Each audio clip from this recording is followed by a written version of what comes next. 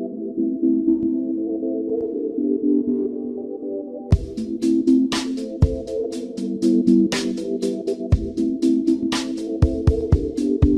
dirige la Villa Médicis Académie de France à Rome. Les pensionnaires viennent passer une année, sont logés dans ce palais absolument merveilleux sur les hauteurs de Rome et sont payés pendant un an pour pouvoir faire de la recherche et création. On peut travailler, on peut chercher, on peut tâtonner, on peut se tromper. Le grand luxe, c'est finalement d'avoir du temps devant soi. C'est certainement la plus grande qualité qu'offre cette résidence.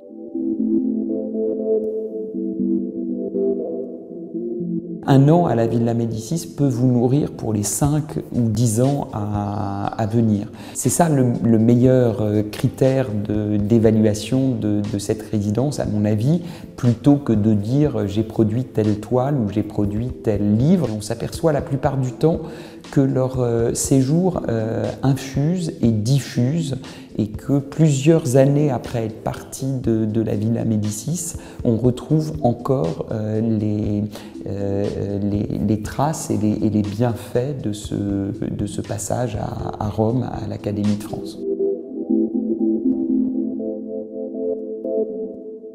C'est pas facile d'être artiste, c'est à la fois la conciliation d'une expression artistique ultime, être en permanence à la pointe de la création, tout en étant capable de mettre sur ce projet extrêmement ambitieux un modèle économique. Ni basculer complètement dans l'un, d'être un créateur fou et génial, mais de ne pas arriver à trouver de débouchés, et surtout ne pas tomber complètement dans l'autre quand on a la chance à un moment d'attirer le marché. Tant qu'on est encore jeune, qu'on peut se permettre de vivre peut-être un peu plus d'amour et d'eau fraîche que quand on est plus vieux, c'est le moment où il faut profiter de cette liberté. Et si on rate cette époque d'ouverture, de curiosité, d'éponge en quelque sorte,